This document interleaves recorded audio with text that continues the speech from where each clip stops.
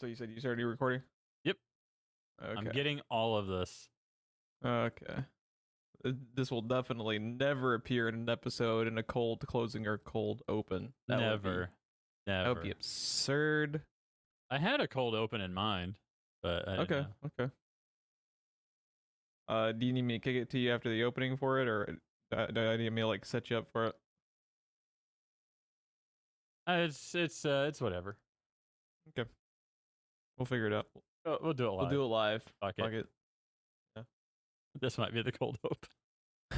We've done like 4 cold opens already. I'm just gonna start the show. I'm gonna start saving them. Okay. Welcome to our new Welcome back to a new episode.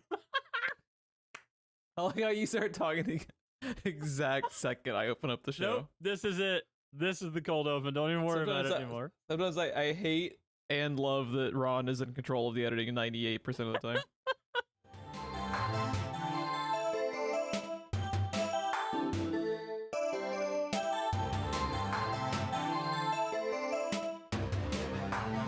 Well, I guess we're doing a Screenplay Rewind this week over 1917. How you doing there besides interrupting my fucking intros, brother? I'm doing good. I'm doing good. Yeah, I'm pretty good. I was doing good. And then Ron ruined my life. Screwing up my intro.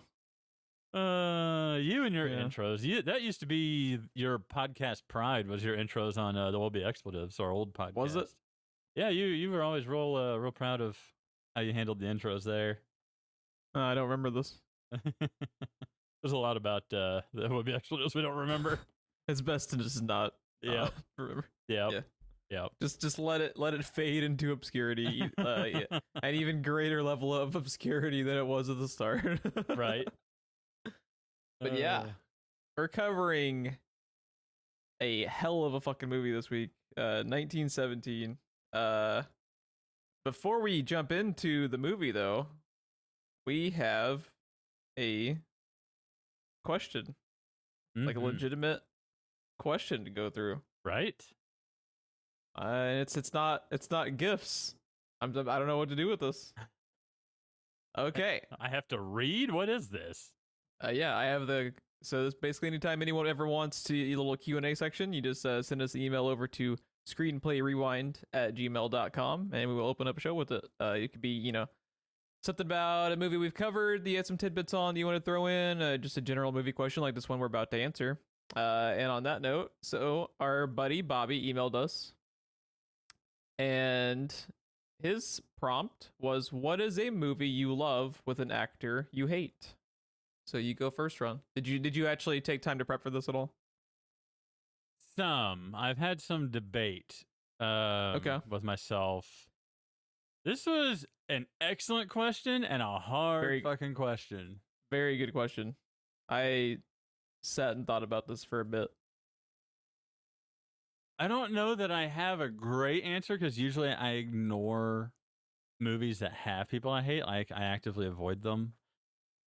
Christina brought up The Martian, but I can't decide if I hate Matt Damon or just dislike him.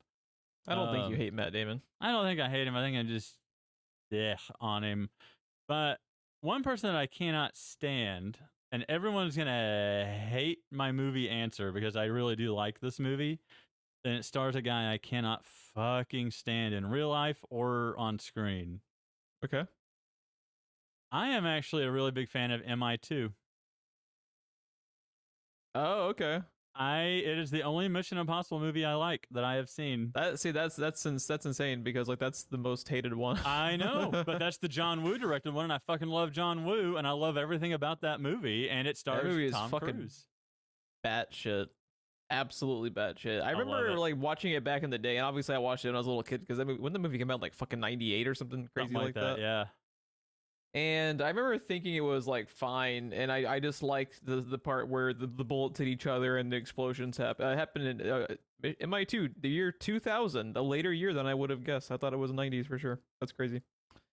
So, yeah, I definitely, I don't hate or like the movie because I just don't really remember it, and it's been 20 years since I've seen it. But I like most of the Mission Impossible movies. One of the ones I like the least, funny enough, is the first one. I find the first one kind of boring. Yeah, I agree with that. And then the second one was awesome, and the third one was a bit of a return to form, and I think that's where I quit watching them. I thought the third one was okay. I actually really liked the later ones. They just kind of went. I mean, I guess part of the reason I like it is because they ended up getting like really good supporting casts. Like Simon Pegg was basically full time. Ving Rhames was still there. They added Jeremy Renner, who's Jeremy goddamn Renner. I don't like anything he's in. So they ended up having good supporting cast. But my answer, the first, I probably could have come up with a better one if I thought about it more. But the very first one that came into my mind, probably just because I've been listening to a lot of podcasts related to it recently, is actually X-Men 2. Okay. I really like X-Men 2, and I fucking hate Halle Berry. I can't fucking stand how she phones in 95% of her films. When she actually tries, she can be pretty good, but she just couldn't give less of a shit. She's on my list of Julianne wanting more, right? Because yeah. The thing I've always said about Julianne Moore is when she's good, she's fucking great, but 98% of the time she's just paying her mortgage and doing the bare minimum and has no charisma, no personality. And Halle Berry is that way a lot of the time. I agree. But dude, there was a time, raw. especially early in her career, that everything she did was great. And then she made it big and just stopped caring. Like, what's ridiculous too is everyone else is like legitimately trying in X-Men 1 and 2 and is, a lot of really iconic fucking, Ian McKellen as Magneto is awesome. Patrick Stewart is Xavier. You got, Hugh Jackman, and like all these people are like legitimately trying. And then you have Halle Berry, who is phoning in every scene throughout both of the first two movies and has the fucking audacity to refuse to do the third film unless they inject more lines for her to do. It's like, I'm sorry.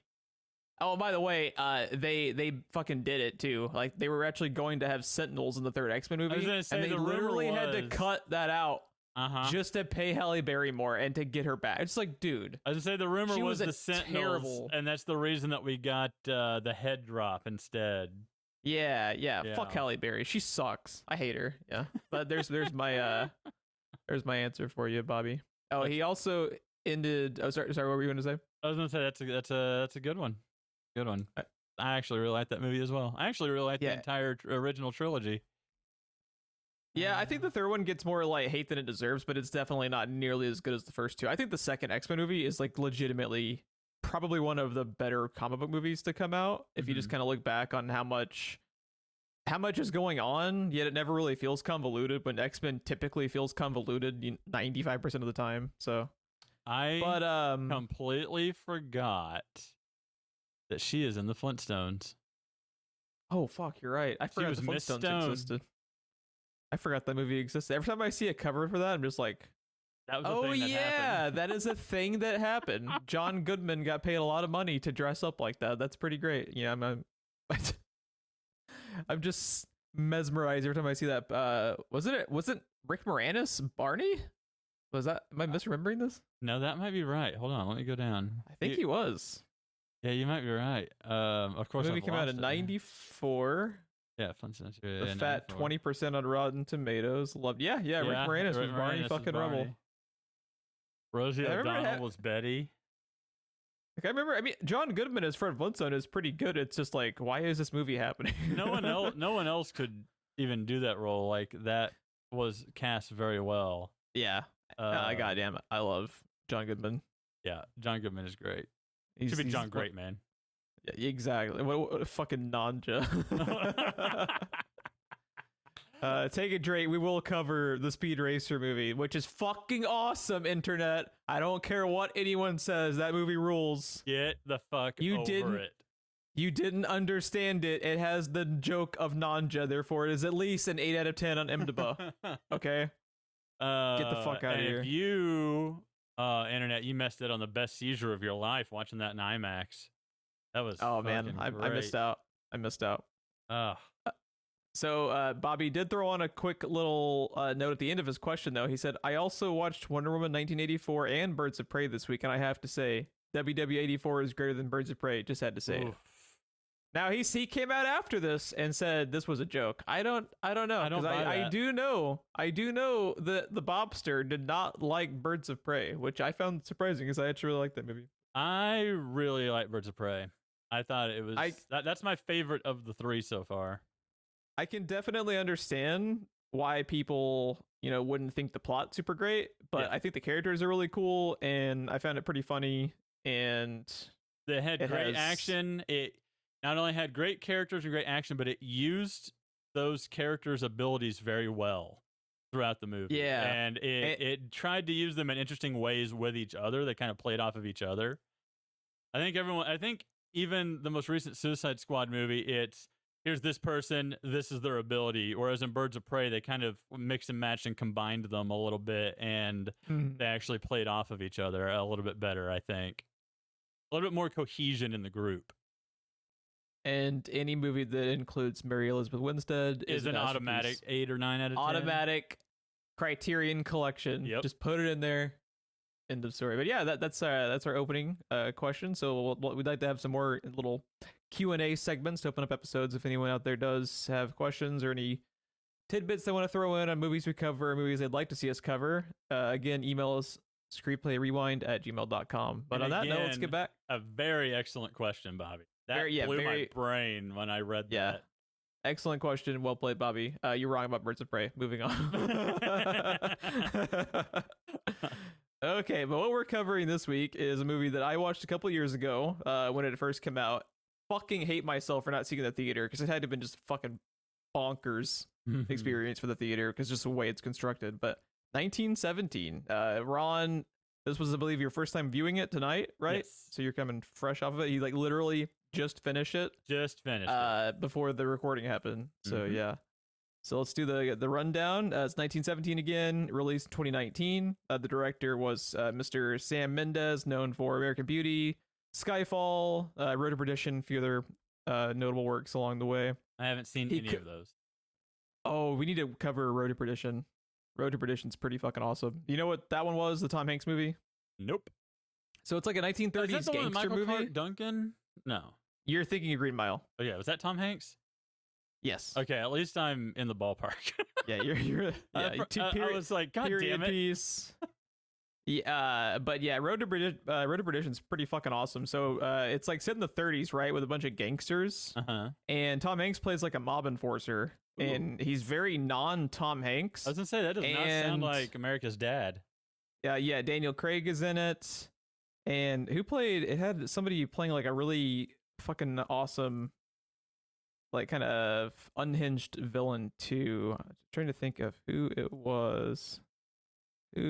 Stanley fucking. That's who it was. So Stanley Tucci was one of the side characters, but Jude Law plays the main villain, and he's like an unhinged, like mob enforcer type guy going after Tom Hanks. It's really fucking good. Dude. I remember really liking it back in the day. I like Jude Law when he does my kind of movie.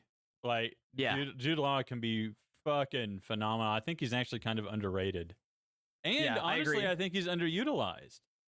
To be honest, Yeah. in most projects that he's in, it's Jude Law, throw him into a fucking rom-com or make him the straight man or whatever.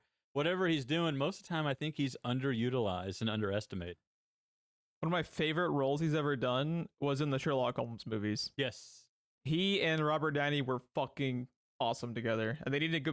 I think they're actually finally getting around to filming the third one, but I'll believe it when I see it in a theater or on my TV at home, since we don't go to the theater anymore. Right. But Sadly. yeah, I'll believe it when it happens. So Sam Mendes co-wrote the movie with Christy Wilson Cairns. The cast is very interesting in that your leads are relatively unknown. Lance Corporal Blake is played by Dean Charles Chapman, who people will probably recognize as Prince Tommen from Game of Thrones. I had never... Yeah, that's Prince Tommen from Game of Thrones, who ended up becoming the king for a short-lived stay, if you remember. Is he the one that stepped out of the window? Yes. Yeah, he was the one that was like actually a nice Lannister when the rest of them were cunts. And he was married to... Oh, God, what's her name? Yeah. At Doe Eyes. You know what I'm talking about. Yeah. Blanking on her fucking name. Oh God damn it! I can see her face. What is her name? What is her I have to- name? I have to look it up. Game of Thrones. Imdibus, save me. What is her fuck? It's Will on I the tip of my find it tongue. before Jeff? Oh my god, it's a race to the finish. There's 838 cast members on GOT IMDb. Fuck. Hold on. I can save us. I'm scrolling. Hunger Games. Natalie Dormer. There we There you go. go. Natalie Dormer. There you That's go. right. Yeah.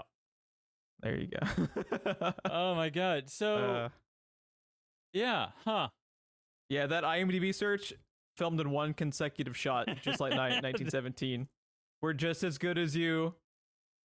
Never forget it. Okay, so the other lead, George McKay, I had never seen before, and I think he's actually really good in this. So what I was finding very bizarre about the casting in here is your leads are relatively unknown, and then all the supporting characters who are in the movie for barely any screen time at all are whole like A-lister Hollywood people. Like Benedict Cumberbatch, Colin Firth, Andrew Scott plays a bit role. Fucking Mark goddamn Strong, dude. But they're all playing roles you would expect them to play in a movie, right? They're all important people, like generals or whatever. So they're cast exactly where you expect them to be cast. It's just not what the movie's about. And it's so cool too, because they kind of realize too that their characters are very pivotal for certain segments of the film. Yeah. And to have them make the most impact, they find people like Colin Firth and Mark Strong and Andrew Scott. These guys that can just like, you can't look away from them when they're on screen because they're just so fucking good, you know? Mm-hmm. They can command the room pretty easily. Yeah. Oh, another one, Richard Madden. There's a bunch of Game of Thrones alums just because every British actor that's good was in Game of Thrones. In Game of Thrones, yeah. But yeah, he plays the brother at the end. He's excellent in the brief scene he's in too. Really like Richard Madden. I'm glad to see Richard Madden is starting to pop up in a lot more stuff. He's one of the main characters in the Eternals coming up, so he's getting a Marvel gig. So I've always really liked him, and really cool to see him get more high profile work. But yeah, so before we dive into plot elements, again, everything we cover will pretty much always have complete spoilers because we do deep dives in all of the films and TV shows we cover. So what were your initial impressions watching the film, Ron? First viewing. First thing I will say is that I always appreciate a film, Jeff, that does not waste the viewer's time. Oh, man. This movie feels like it's 30 minutes long to me. It does not stop. Everything in this movie that happens is important. We don't waste any time on anything, and we don't waste any time on characters that don't need to be wasted. Like, that is the remarkable thing about Colin Firth and Benedict Cumberbatch and Mark Strong. Like, you could have easily given them dialogue that did not need to be had, just because they are who they are. And it's like, no, just pay them what SAG says we have to and put them in the movie for 5 seconds and then move on. And everything that happens in this movie is important to what's going on. And I appreciate it. It's a full 2 hours. They could have easily made 30 minutes of that something that could have been cut out, just because, war movies tend to have a lot of gratuitous gore and all kinds of things just to, quote unquote, set the stage. I get it.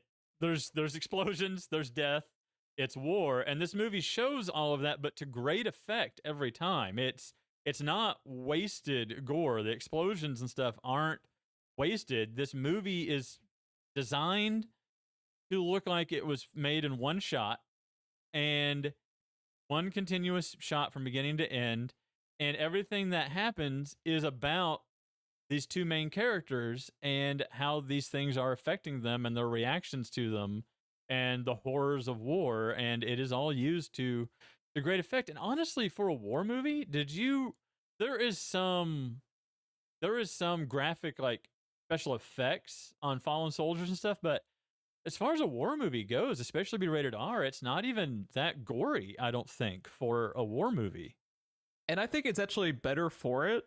Because Saving Private Ryan, to me, is like a really great war movie. This feels like a World War I simulator. It's very down to earth. And because it's not overly gratuitous and because it's very subtle in the kind of more disturbing elements, and I have some specifics I want to get into, just like some things that happen, you're just like, fuck, dude, it's so dark. And it's important to convey, like we talked about it through our coverage of Wonder Woman, during the World War I stuff. Like, World War I, we have laws in place because of how barbaric that Mhm. that was, just on all accounts. Yes. And like that scene right after he has his hand caught on the barbed wire Ugh. and then accidentally Ugh. caves in the corpse of the German soldier with that hand, and you're just like, oh god, Sepsis. I need a shower. Purell, please.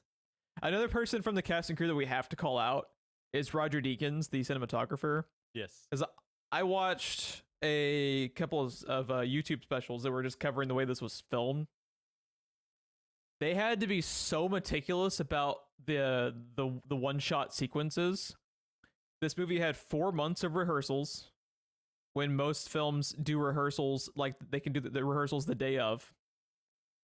They actually had to create models for every sequence of the film to plan out lighting.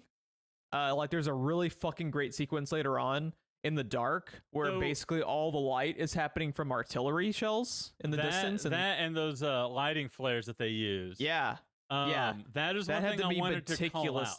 That is one thing that I wanted to call out, because a lot of times night in a war movie just means all you're going to see is muzzle flashes. And that is just usually a red flag for me in a war movie, because either they're not confident in something, or there's something that they're kind of trying to hide, like the rain in Jurassic Park is famous for. That's not conjecture. Steven Spielberg has talked about he didn't like the way some of the things looked, so make it rain. And this movie, again, everything is used to great effect. That has got to be one of the greatest night sequences in a war film I think I have ever seen, because everything is in shadow and everything is in silhouette, but because of the way the lighting is working, because you're looking into the light with the characters against it. So even though it's silhouette, everything else is illuminated well, and it gives a really neat effect, and you're not missing any detail in what is happening. When that German soldier comes walking around from the side of the flame of the first fucking kiln or whatever that was burning, that giant building. No kidding. Yeah. You can tell instantly he's a German soldier, but you can't really see any detail on him. Mm-hmm. And just the amount of stuff that you can infer based on what the movie's already been showing you in those silhouetted sequences is incredible. It's one of the, if not the most meticulously laid out movies, because like in that scene, and they showed some of the models, they actually developed this little lighting technique for the models, which then was a 1-to-1 translation for the movie sets, and every single set was handcrafted, because they would have to make fold away windows. They would have to meticulously set up segments of they talked about how in that sequence earlier on when they're about to be going through no man's land, they had to open up specific sections of the barbed wire to where the cast and crew could maneuver around, because there are actual, like, anytime there's a chase sequence, people are either like the grips with the cameras are either full on sprinting to keep up with the actors. They were having to use jeeps. They have drones. So much shit. A lot of those flyby, because they're not really flyover, a lot of those flyby scenes that they used as transition had to have been drone, right? Yeah, because I know that I've probably seen drone usage in films all the time, but this is the first time that I noticed I was looking at a drone, which stood out to me. I was like, whoa. Like, I don't think I've ever actually seen. I know anytime I see a flyover, that's what I'm looking at, because it's fucking cheaper than a helicopter. It's more reliable. You can do it as many times as you want, recharging the batteries. There's a lot of do-overs. There's a lot to be had with drones, but a lot of the places where they splice things together to look like it's one shot, I think is hidden in those flybys. But the way they did it, the reason it stood out to me is not that it was done badly. It's how smooth it is being a drone. It's crazy. When I'm used to a dude with a camera on his shoulder literally running with the camera. Like, this movie, Geoff, does not shake. It does not wiggle. It's just perfectly in frame at all times. All the chase sequences and everything. And I noticed everything that was happening throughout the entire movie. Yeah, that's one thing too. They specifically developed lightweight, fully stabilized cameras that were light enough to have the grips be able to fully run with them alongside the actors. And again, people need to. I'll try to link the YouTube the YouTube videos I had seen specifically because it's fucking crazy.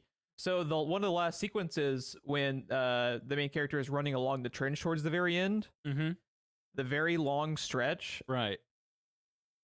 That sequence begins with people running with the camera. It gets relayed to a crane, which then gets relayed to another crane that's attached to a Jeep, and then is relayed again to grips that were disguised as extras in the soldier uniforms at earlier portions of the scene. So extras were fucking grips that then at one point take control of the camera. And I'm just like, what the fuck? This movie is amazing. Just like it's fascinating to see, because I don't think anyone else but Roger Deakins could have probably filmed this fucking movie. Because if you don't know, Roger Deakins is a dude. Just if you just look up his filmography, he's like the John Williams of fucking cinematography, dude. It's crazy. 1917, Blade Runner 2049, Sicario, Skyfall, Prisoners, Fargo, all like a whole No Country for Old Men. He's done tons and tons of movies, and it's just a fucking masterclass. Sicario and No Country for Old Men feel a lot like the way this movie is filmed. So Yeah, I can just totally that see real that. grit to it. Yeah. I really like the way that he shoots stuff. And a lot of those, we don't really do establishing shots anymore, but you know what we use to establish is very similar to Sicario and No Country for Old Men. Yeah. So yeah, it's it's an incredible achievement the way this thing is filmed, because there are some people out there that reported this as being in one shot, and it most certainly is not. But my God, it really seems like it is one shot. It really feels like it. And like, even though you can if you're a film geek, you can kind of tell when the cuts happen. It doesn't fucking matter because the effect still works. The effect you are still engrossed. Works. It sells it. You are fucking engrossed in this movie. Like when it starts, it is a fucking roller coaster ride through World War One, dude. It's fucking crazy. It's not often I say this about this type of movie, but it's a film that I enjoyed looking at as much as watching.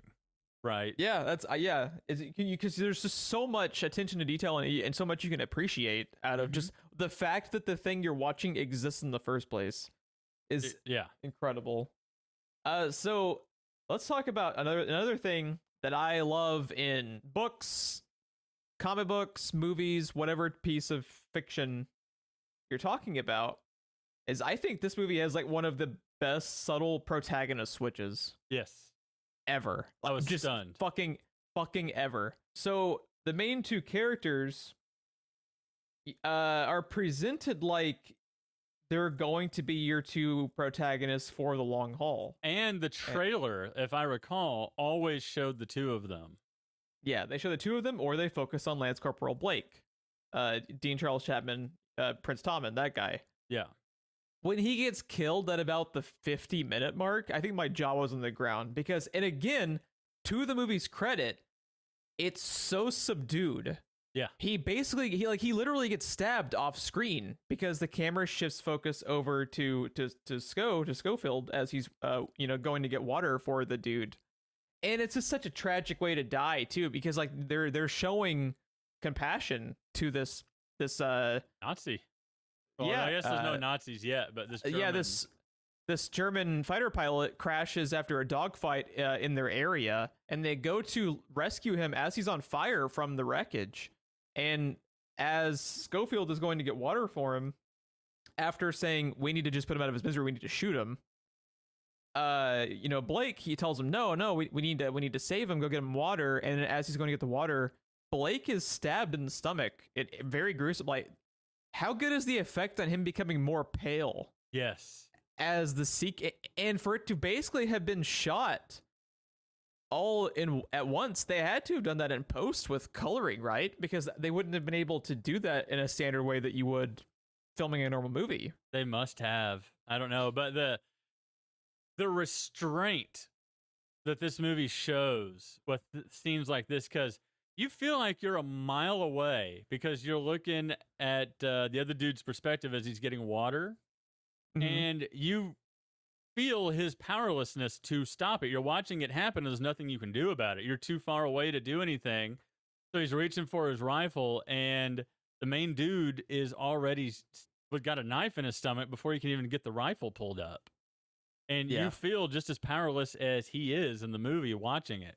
Because you're looking right over his shoulder as it's happening. Yeah, and all he can do is, he just screams out no, because he can't react quick enough to be, because he shoots and kills the German, but it's too late. The damage is, even if they had a medic nearby, it's World War I. They don't have the type of treatments that we do now. That would be kind of dicey for today, because he gets stabbed, kind of like in the upper stomach, not even like the fleshy part. It's organ damage. It's like his liver and stuff. Yeah. And there's just nothing you could do. And the fucking performance as he's dying, dude. Oh, it just when his mind starts to go. Fucking when he is having to ask what happened, like he's like, oh, I got hit, because he had already forgotten what happened. Are they shelling and is like, did I get hit? Like, he had no memory of it because he was his organs and stuff were starting to shut down. His body was shutting down. Not to derail the direction you're taking it, before we get too far away from it, can we talk about the tripwire earlier before this happened?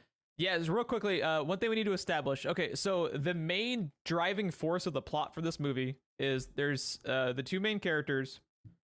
Blake is brought in to do this mission because the leaders in the military have figured out that a nearby station of soldiers on the non-German side are basically being led into a trap. They think the Germans are retreating to where they have them on the run, but it has been a ploy. The Germans are actually setting up a trap for them. So one of them being Blake's brother, his older brother, later played by Richard Madden in the film. So what their mission is, because the telephone lines in the nearby region, they've been destroyed by the Germans, they need to get a 2-man mission across no man's land and through all these towns and stuff to just get this message across, with orders saying you have to stand down, you're going into a trap. And this is what, was it 9 miles is all they're covering in this? Isn't that what they say? I believe so, and a good chunk of it is across no man's land, and they're wondering, like, how the fuck are we gonna make it across that? And just like let's talk about some of the segments, because some of the segments, as it's those two together going across no man's land and through that mine shaft type of area, the bunker and the trench. It's crazy. Yeah. So go ahead. So so once again, you're looking from a distance, right? But when he sees the tripwire, how many times do you just automatically, when you hear the word tripwire, expect the camera to be sitting on top of the tripwire looking down it with it in focus and everything else around it out of focus? Yeah. And all you can see is like what looks like fishing line with light reflecting off of it in parts. It's a miracle he even noticed it. Yeah, because it was hard for me to even look at it until the camera did this little tiny subtle zoom in, and this zoom in is almost imperceivable, but it was enough to draw my eye to it. It's just, you just see this little broken line going across the floor where the sun is just kind of glinting off of it. And he's just standing there next to it like, tripwire, don't move. And then they sit there, and then the fucking rat, dude. The goddamn rat. I thought I blew up when that tripwire went off. It's crazy, man. Dude, the way it throws fucking Tommen against the wall and then buries the other guy completely. Dude, the amount of debris, like this, dude, George McKay, who plays Schofield, he does a lot of the stunts in this movie too, because he had to. Yeah. Like, it is literally impossible for them to do stunt doubles for a lot of this because of the way it's filmed. Right. So this guy goes through hell in this movie, and I think he went through hell filming it too, because all of these fucking segments where he's covered in debris, where he's having to just run full sprint, for long stretches of land, it's all him. Yeah. And my God, when that explosion happens and he's just buried. And he's just completely buried, and he literally can't see. Like when they go across the mine shaft Yeah, portion, that's what I was gonna say. When they jump across the mine shaft, he's blind and has to make that jump. And he has to make the jump, and he's and Blake tells him, "You have to jump. You have to trust me." And then like for him to, it's a really good character moment too, because it establishes how good of friends they are. Right. Because he is able, off of just blind faith in his friend who he's been fighting in combat with, jump across a fucking mine shaft after he just got almost killed. Yep. And can't see. Behind enemy lines near fucking no man's land. Like these two guys, they're just fucking and it's just like crazy to think about how so many people in real life are able to make these decisions in these heated circumstances, and I just can't fathom being in that circumstance myself, you know? Yeah. Fucking crazy. And then the little things you don't normally see in a movie add up in this too. So like, not only does he get buried, and then he doesn't just get dug out and take off running with his friend before everything collapses. He cannot see. He can barely talk. His mouth is so full of dirt and sand. His eyes are full of dirt and sand. He can't open his eyes. He can't see. And, and his friend is just like, grab me. Do not let go of me. You do not let go of me. And he's just running. And his friend has just got a hold of his backpack as they're running because he can't see. He just has to go where his friend's going. And then they go to jump across the mine shaft. You got to get through that. And he's just sitting there pouring his entire canteen of water into his eyes to get the sand out afterwards. And it's like, normally in a movie, people just get up and walk that shit off like it never happened. And just the fact that he had to wash sand out of his eyes is an attention to detail I don't think I've ever seen in a war movie, Jeff. Like, and all the little if you things. notice, not only does he have to, but his eyes and his eyelids are red for a long period of time. Pretty much the rest of the movie, like, they're swollen for a big part, and that swelling goes down as the movie goes on. But his eyes are fucked up through the whole movie. Yeah, just fucking. And I also really like the fact. Can you imagine just keeping track of the continuity alone between shots and between? Oh, that's another thing. This is fucking crazy, dude. Because they had to have so much consistency in the lighting, there were large periods of time during filming they literally couldn't film if it was too sunny. Right. Because they basically used natural lighting. So they were having to sit around and basically watch the fucking weather channel on their phones to track daylight and track when it was going to be cloudy. And like Roger Deakins and Sam Mendes were talking about on the special I had watched on YouTube about how it was just crazy. The amount of just standing around and waiting for the fucking clouds to shift. And it's like, oh, okay, we have clouds now. Will we be able to get this take recorded quickly? And it's like, God damn, so much passion went into this fucking movie, and it shows. I love and admire how committed everyone across the board was to this movie, because everything just fucking gels, and it's so many things could have gone wrong. Because like shit, continuity errors happen in movies that aren't trying to accomplish this. Right. They always have to have someone tracking clothing from scene to scene and stuff like that. What's on the clothing if they've been going through mud or whatever. Yeah, and just for so many variables they have to keep in check in this movie that they do is fucking masterclass. So here's another thing I want to talk about too while we're talking about these two leads, Schofield and Blake. The subtle thing they do with the framing of the characters also influences. This next time you watch this, pay attention to this, because I noticed it more so the second time. So in regards to the protagonist switch, typically what happens when you're framing a scene and your main character is on screen, the main character is front and center when possible.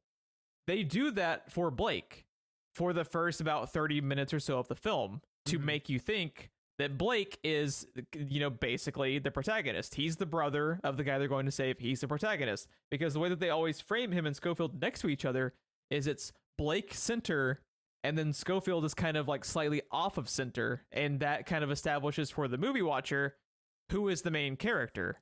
So, and especially just like subtle stuff like that is not by accident, because it is a protagonist switch. Like when he dies, it fucking throws you for a loop, and it just kind of puts into context like just how fucking dangerous the mission is. And fuck, man, it's so good. It's so well executed. There's a another consideration that I had heard on a podcast a while back when this movie first came out. I just literally just remembered as you were talking.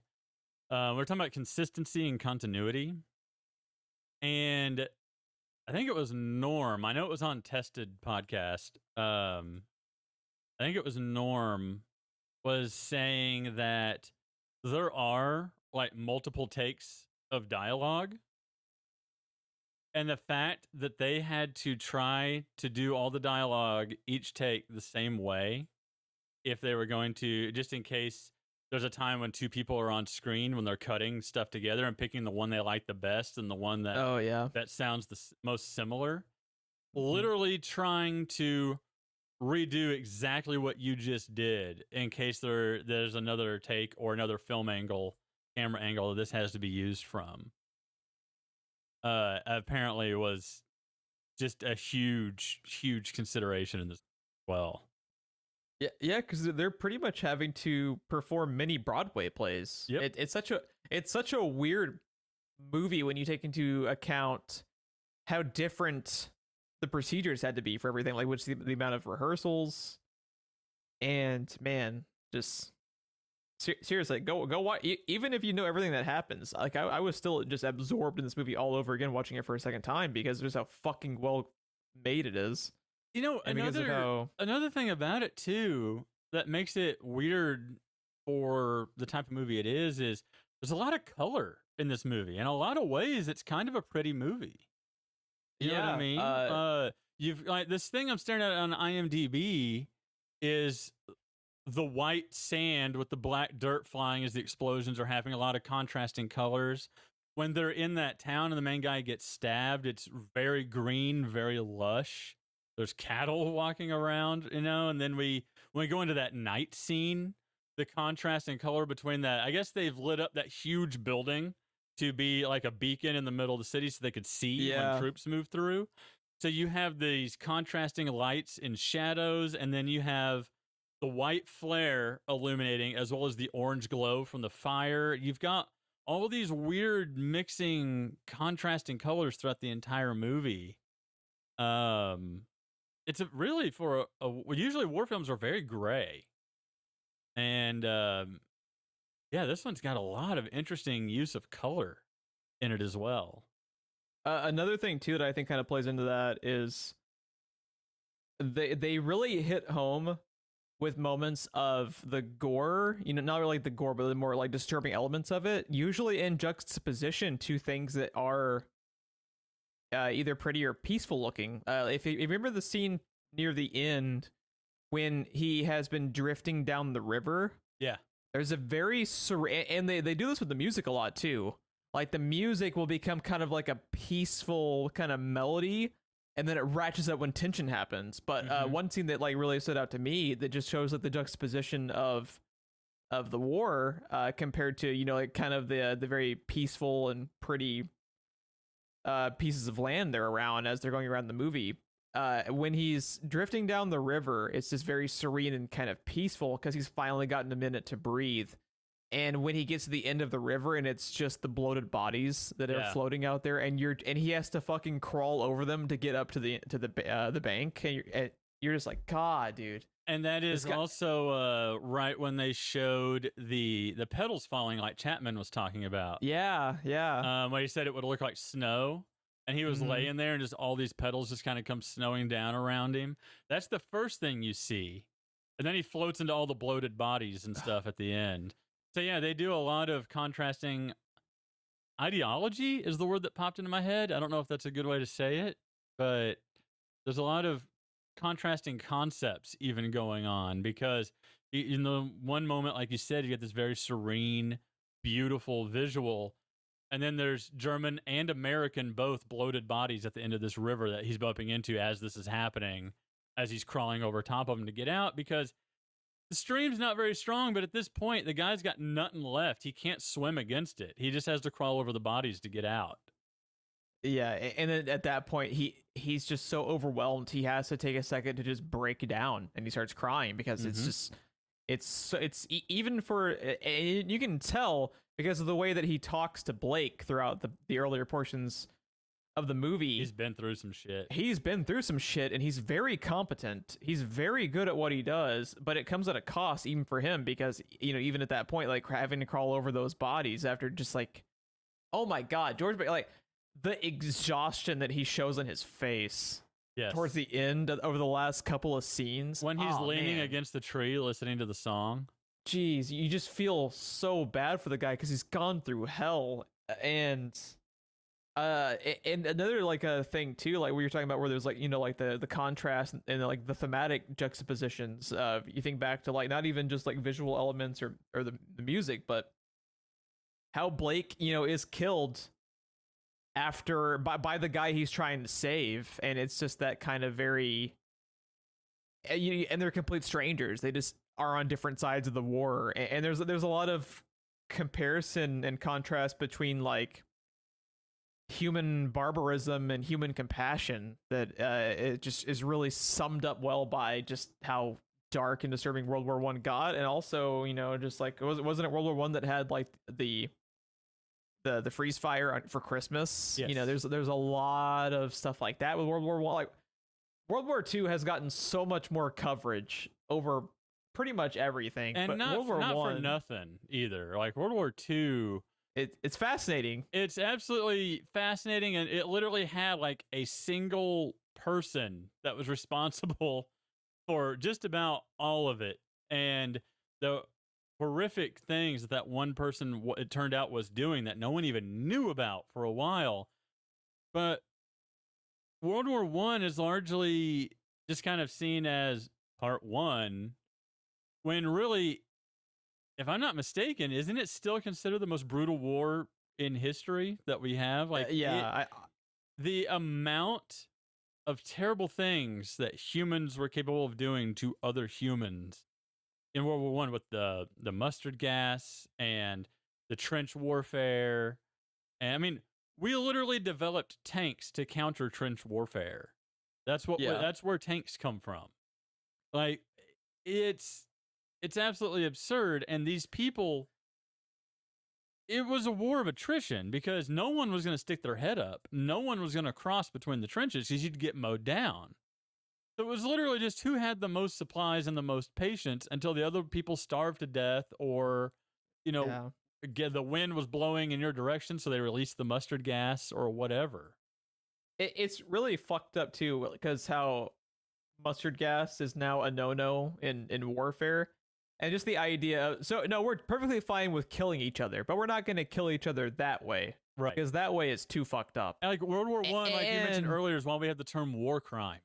Right? Like, those are two words that should never go together because war is a crime, but we get the word war crime, the term war crime, because of the just horrific events of World War I.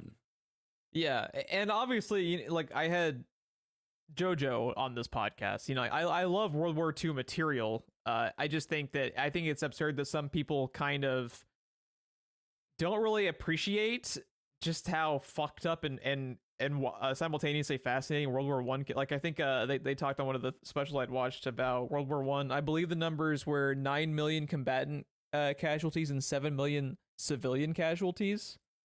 Yeah. And to have like higher numbers than World War II, despite the Holocaust, is fucking insane. Just as a statistical fact, it's fucking insane. And I really think people should do a little bit more research just to kind of like fully comprehend how important of a time in history it really was. It's always been interesting to me, and I always appreciate when movies kind of like the first Wonder Woman did, like this does. They're just kind of like, hey, you guys need to pay a little bit more attention to this because it is important. And let's talk about that final sequence as he's just as Schofield is on the point of just like passing out at any second, where he's trying to get across the trench line. Yes.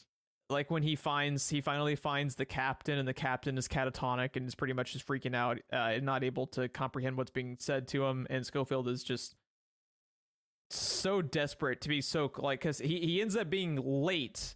He misses out on protecting the members of the one. first like the first wave of advancing soldiers, but he has time to save the second wave because they have multiple battalions going out for this advancement. The first people he comes across, didn't they say that they were the fourth wave or something? Yeah. I think he meets the fourth wave, and then as he's going up, the second wave is being sent out like any second. So he's trying to save as many people as he can. And like when he is just going, and it's trenches, so he's having to just throw people out of the way until he does it. Yeah, and just to be at that point of being able to, as exhausted as he is, run out onto the open field and go alongside the trench. Another fascinating thing I learned during the making of it, the part of this scene where he trips over a person, and then has to get back up, that was not planned. That was an accident that felt so like raw and human and part of the moment. They left it in the movie. Now that happened 2 times, or both of those. I'm pretty sure both of them were accidental. I mean, that's the way you would imagine it, right? Yeah. So yeah, because you'll notice the first time it happens, the camera is because they keep like a kind of even spacing with him until he trips, and then the camera kept going. And the camera kept going because it wasn't planned. Right. Yeah. And then that just kind of shows you just like man, they really knew how to capture just like how fucking raw this movie is. This movie was so meticulously put together too. I bet there was a real conversation on if we keep that in or redo it, because the camera did keep moving away from the actor. There had to have been like a 10-minute conversation on if this was worth keeping in or not, because it's the only time the camera breaks in the whole thing. Yeah, and they only had enough supplies with the explosions to do that scene 4 times. So each one was very critical on just how much shit can go wrong, because they had to fucking create that giant ass trench. Mm-hmm. That's the sequence where they do like 3 different changes of if it's grips that are running with the camera, if it's like the Jeep on the crane, just all these different elements at play, and just again, fucking well done. That also infers, though, this movie had to be filmed in order, right? In line with the script? Because I don't know how many people know this, because movies are usually filmed out of order. Yeah, I bet they had to, at least to a higher degree than most movies. Because if they make him look a certain way, because he should be covered in mud this way, but later you get to the mud and the mud's in different places, that breaks your continuity, right? Or if his face is muddier there than it is later, that breaks the continuity. This is all supposed to be happening. It's not really in real time, I don't think, but it's pretty similar. So there's not a moment where you're not with the character to see when he cleaned his face or whatever. You would have to film it, I would think, in order.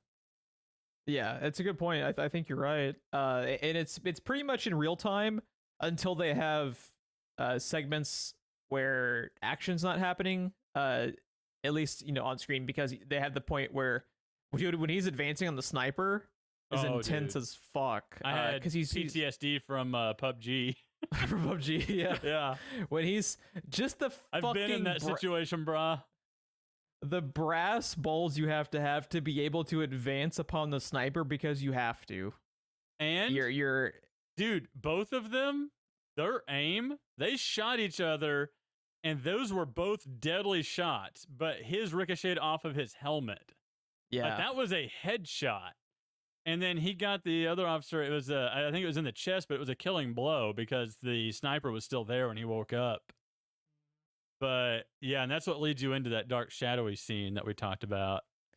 And that's another thing too, is dude, when he just cuts and runs through that whole town, and he has like 4 or 5 Nazis on it. Or I keep saying Nazis because they're Germans. That's my automatic reaction. But it's World War I.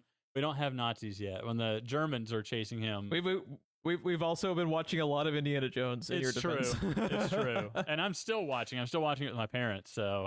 Yeah. It's so crazy, at the end, you're just following our main character in 1917 down the trench, and it's like 3 CGI gophers just pop up alongside the trench, and you're just like, what is happening? This is not the movie. He fought a guy on a rocket sled, Jeff. It was insane. I was like, I feel like I've seen this somewhere before.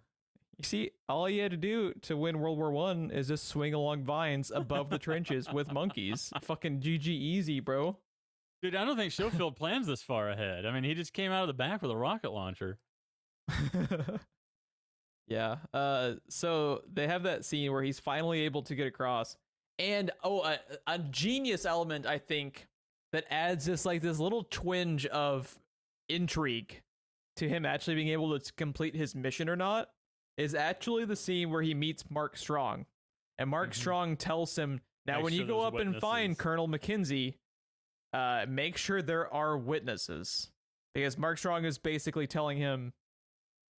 Some people are, I don't know the exact sentence that he says, but he's pretty much telling him some people are just all about the fight, something along those lines. He said some people just want to fight.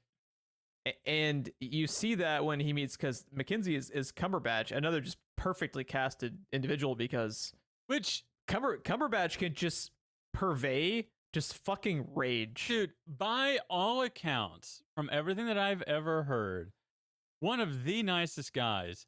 Is one of the best dicks in Hollywood. Yeah. I mean, his Doctor Strange, his Sherlock, right? Yeah. This movie, like, he is just perfect at being a cock all the time. And by all accounts, one of the absolute nicest guys. How is that even possible? It's funny. And like you said, most of the time, he can do it just with a look. He's really good at using his eyes to great effect. Man, and then just the audacity, like, this guy has clearly been through hell.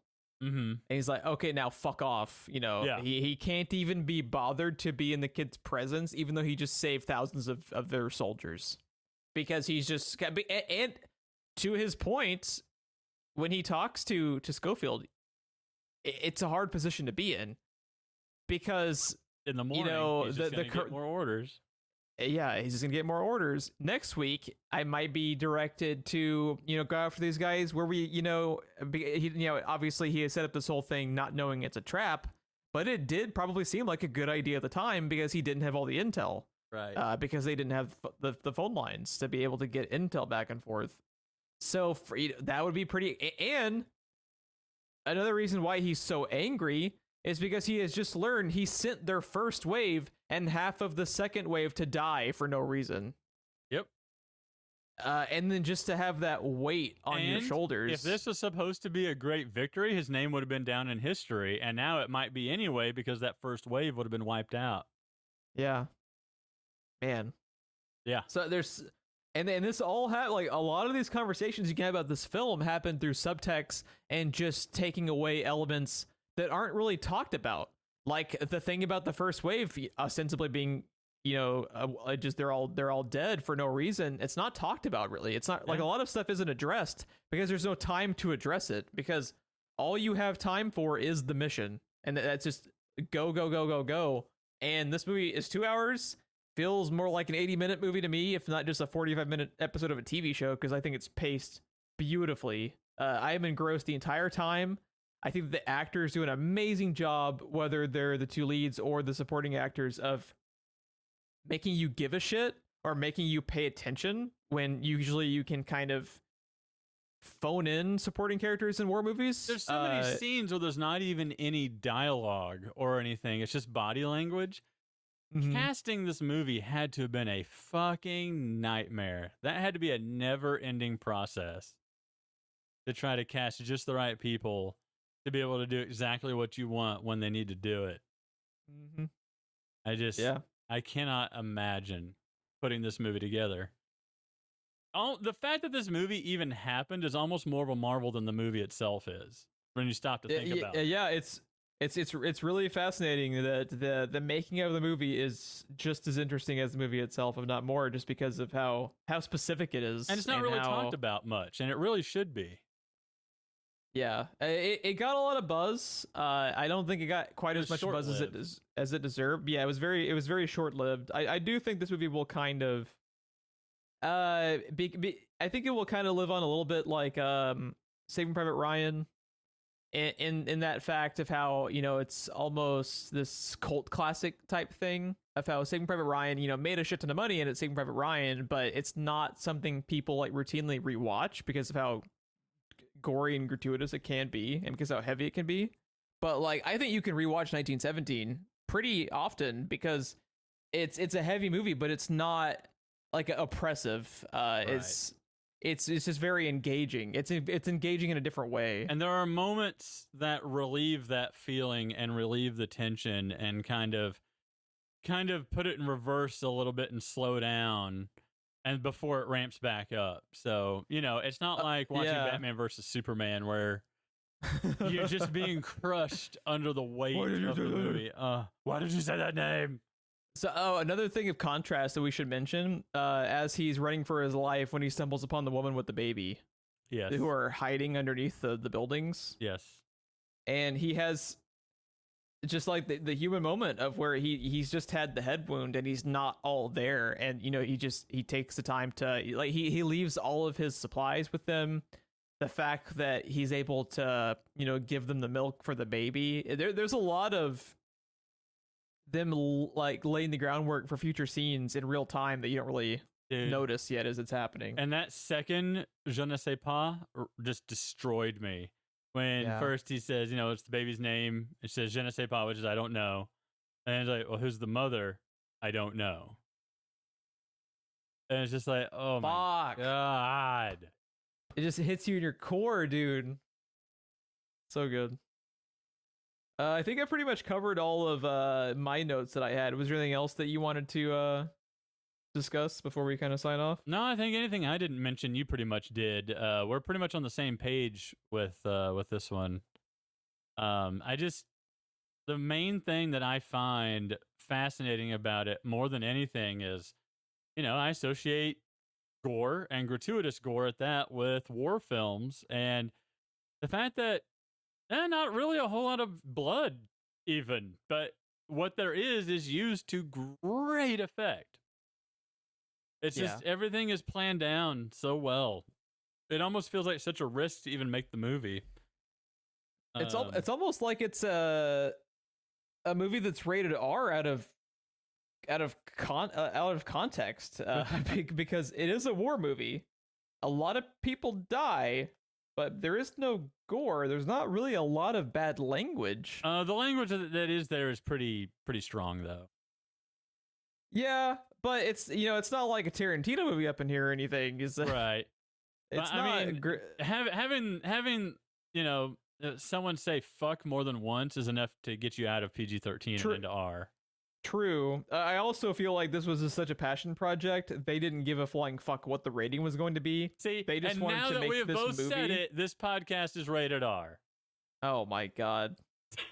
What have you done, sir? What have you done to me? We're gonna have to pull a Kevin Smith and try to talk our way out of this and get the rating back down. Yeah. What's the podcast MPAA? That's one thing I was gonna bring up. You know what I've been seeing a lot of lately? Just MPA. Did they drop the of America part? Maybe. A lot of movies from the. I've always heard them called MPAA. I have too, but at the end of I always scan to the end of the credits on every movie I watch now because you just never know anymore. And one of the last things I always see is the MPAA logo, and it just says MPA under it. Anything made within the last 5 years just says MPA and has their logo. I mean, I wouldn't really want to be brandishing America right now either, so I can't really blame them. That's a whole nother podcast. Yeah. That's a whole nother it's kind of funny podcast.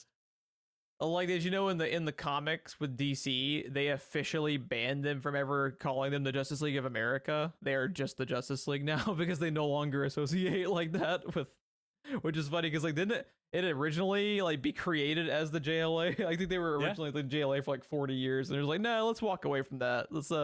Let's just skate on by that little nomenclature at the end. Yeah. We're an international Justice League now. Yeah. We're the United Justice League Nations. Make the Justice League great again. Oh, no. Okay. Before we nosedive even worse than we already have, if you would like to follow this show more, please follow us on Twitter. Really, why wouldn't you after the last 5 minutes? Yeah, it's just great. This has been Screenplay Rewind of America. We've got more than just movie commentary in us, folks. Yeah. No, not really. I like watching the movie Ron because it makes me forget about the actual real life just clusterfuck that exists every day. So yeah, that's the way we roll around here. If you would like to email us, like we talked about earlier in the show, screenplayrewind@gmail.com. No, I'm just kidding. Screenplayrewind@gmail.com for any questions, tidbits you'd like to email us, please do so. The Twitter is at SPR Filmcast. And Mr. Ron, where can people find you when you are not discussing World War One masterpieces alongside me on this podcast? You can find me on Twitch, YouTube, and Twitter as RonSense TV. And would you like to know what we are watching for next time? What was that? So, I think I made a comment about God. Fury last time when you said this movie. I said we'd almost have to do Fury to pair with it. And that was my pick. Until a few days ago, I read an article talking about one of our favorite movies turned 35 years old this year, and I missed it. Okay. It flew under the radar right past me, and it's one we haven't covered yet. Okay. So I think for its 35th birthday and the fact that Nerf is celebrating it and we are not, we need to celebrate Aliens. All right. It's in the room, man. I'm down. Have you seen that Nerf gun? I sent you that tweet of the Nerf gun. Yeah, dude. Best byline I've ever seen, by the way. Fucking mint, dude. Is Nerf it from orbit. Great. God, dude, take a fucking direct line to my bank account. Take whatever you want. You earned it. Yeah, but I think it's time that we cover Aliens. Well, our technically second episode ever was Alien. And God. Yeah.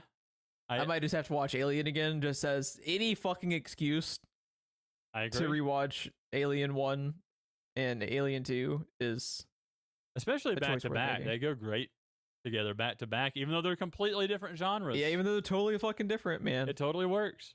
Yeah, it's gonna be fun. I like that choice. Good call. So yeah, good. We've had a very good on blend. The docket later sometime because that is a movie that needs to be talked about as well. Another just criminally underappreciated movie. Fury is fucking awesome. I've got a third one to make a trifecta of underappreciated war movies if you want. Okay. Just go. You can go ahead and throw it out there. What was the one you were talking about? Hacksaw Ridge. Yes, that is a fucking awesome movie that also just like devastates me to my very fucking soul that no one ever talks about. Underrated. So good. And proves Why does no one realize that Andrew Garfield is fucking great? Why does no one realize this? Well, clearly they all thought that the Spider-Man movies were terrible, so clearly it's all his fault because he wrote them and directed them and starred in them and played as the villains as well. So he is clearly at fault for everything bad that ever happened in a Spider-Man movie. Andrew Garfield thought fucking Jamie Foxx as weird blue cosplay Electro was a bad idea. That's all on him. Although I never want to hear his Tennessee accent again. Because if you remember those Doctor Who episodes, those were rough. Those were real rough. Well, I mean, he was an amateur back then. He was like probably 18. If that, maybe. But yeah, he was very young back then. But he is another actor that is criminally underutilized and underrated. And Hacksaw Ridge fucking proves that. And if you want to talk about fucking contrast and juxtaposition, Hacksaw Ridge, incredibly gory, but none of it is wasted. It is all to make a point, and it is all used very well. Yeah, great movie. Great fucking movie. Yeah, we have been spoiled for war movies for the past 10 years. There's really been so many fantastic ones, dude. And man, like, I'm a sucker for a good war movie, man. I'm just always down. Doesn't matter which time period it's about. It's just if you get the gist of it down and just get that soul of it, man. Some of my favorite movies just of all time are just can't get enough of them. It's a pretty big blind spot for me. I've hit a lot of the high notes, but there's a lot that I've missed. I've always been on the lookout for A Bridge Too Far. Is one that gets a lot of high praise that I've always wanted to watch. So I'll have to watch. I don't even know that I know that one. It's I know about it from Jeff from Rage Select because it's always his favorite war movie when he talks about it with guests on there. But it's one from I think like the 60s or 70s, and it's one of those 70s movies that has like every fucking A-list actor from the era, you know, like they have a handful of those. It's one of those, and it's apparently really good. I've always wanted to watch it, just never got around to it. Maybe we'll throw it on the list sometime. Yeah, for sure. We haven't really. I mean, most of the things we've covered are more modern, but I mean, 50s, 60s, 70s, they've got their high notes too. I think we did a pretty good job of having a blend between relatively new stuff and, you know, like we say modern, classic. like John Carpenter's The Thing and Alien are 40 years old now, you know, like they're not. I mean, we're fucking ancient, but the movies are also, you know, like not exactly modern, but I think we've done a pretty good. But I think you are right. We need more like legitimate classics, you know, because there is some good shit to watch back from like the 50s and 60s. But yeah, I think that's going to be a wrap for this episode. Thanks again, everyone, for checking us out, and we will see you next week. And by next week, I mean next episode. You are awful at that lately. I'm telling you, it's the fucking Indiana Jones specials. I'm in the groove. I got my CGI gophers over here. I got my we're not sinking, we're crashing over here. This is a weekly show, damn it. There you go. We'll see you next episode.